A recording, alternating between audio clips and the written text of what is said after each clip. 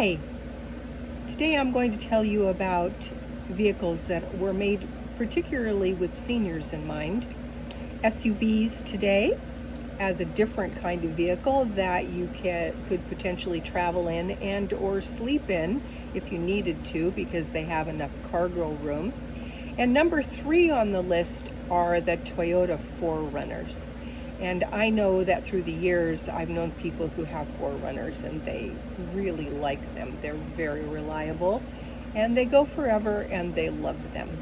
Now, I'm talking specifically today about the 2003 to 2009 models. They have a WT1 V6 engine, and the seats are lower so that seniors can get in and out of their cars more easily. Of course, anyone can do that, but this is specifically to make it easier for seniors to buy an SUV. Now, I also want to say that SUVs they do tend to sit a little higher off the ground, and therefore that makes them a little more tippy than the minivans. Neither one of them or any of them are very tippy, but because they're a little higher, they're a little more prone to that. And so they get good insurance rates, especially the older ones. Now, most SUVs are in the 16-foot area, so they fit really nicely into a parking spot. You still have plenty of cargo room in the back, and they also, these 4Runners have the Toyota timing chain, which will last the life of the car and make it that much more reliable. They rarely break, if ever at all. They're designed for the life of the car.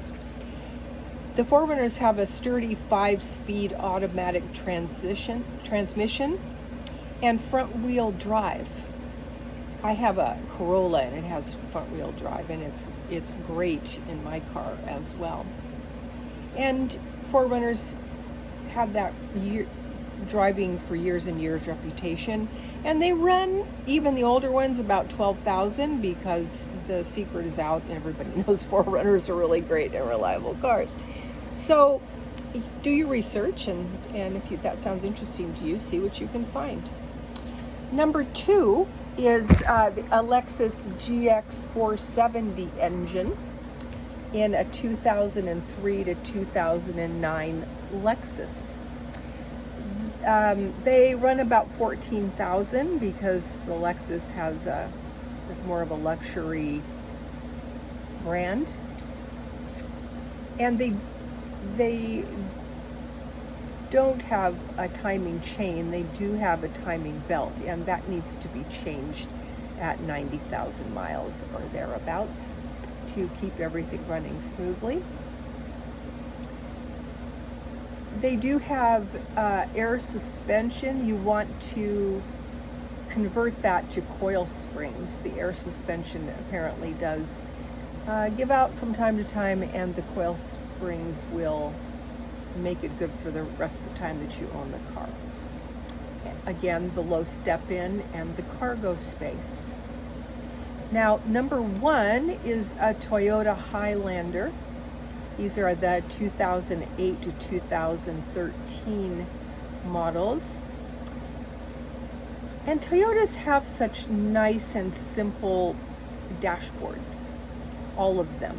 They have manipulatable knobs and everything is well marked, and it's just a much easier dashboard to deal with. In the newer cars, you have touch screen and all of these fancy things, and they all cost money, lots of money to replace, and they all need computer chips, and so that becomes much more expensive. And I personally like the more basic models of things because there's less to go wrong, essentially.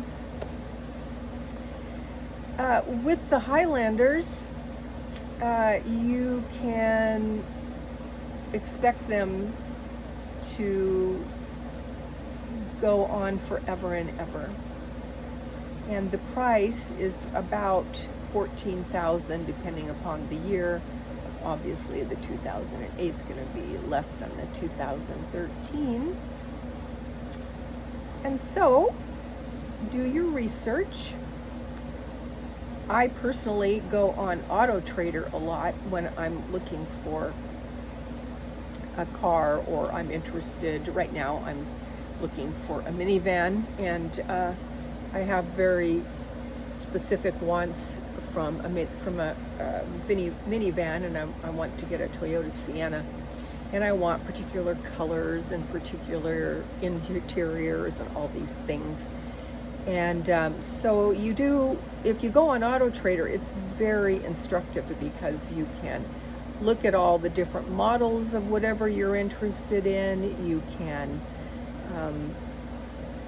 compare pricing. You can learn things, because a lot of times one person, mostly dealers, but some private parties, and they mention different things about the cars, and so one ad won't tell you that it has a backup camera or not, and another ad would, and you can find out things about models. And what I found out about Toyotas is, of course, that there are different years and different models, and they do change quite a bit from time to time. So it is very good to look at everything that comes along and see if you can find good prices, and then you begin to be able to say, oh, well, that's a pretty good price, or oh no, that's way too much. I mean, there's some dealers that just want way more than, hoping that there'll be some unsuspecting person come along and pay them, $5,000-$6,000 more than the car is worth. And also Kelley Blue Book, KBB.com. That's also a great place to find information about vehicles that you're interested in.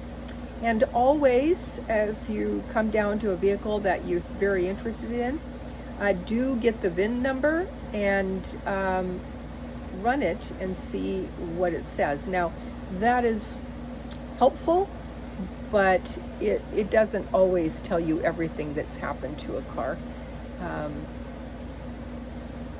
It just depends on if it was reported or not. I know that I take my car to Valvoline to have the oil changed every 3,000 miles, and they put all that information in. So if you can go to Valvoline and get the records for my car easily and see that I've taken good care of it and put oil in it, whatever. So you want to do that. You want to get the VIN number. Another thing that you can see is, I guess I have a friend who works for a car repair place, and she said that you can turn the speedometers back, and so if you run the VIN number, or you can get the mileage, and if whoever's asking and saying it's less than that, for instance, I see cars that are 2007, 2008, and some of them have much less than 100,000 miles. So was that car just not driven very much, or did somebody turn the mileage back? Apparently it is done. I didn't think so. It's not supposed to be.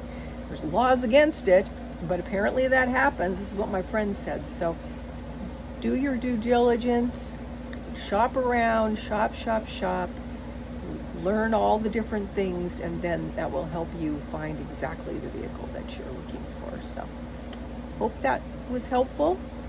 These are the things that I do for myself. And God bless, and I will see you on the next one. Bye-bye.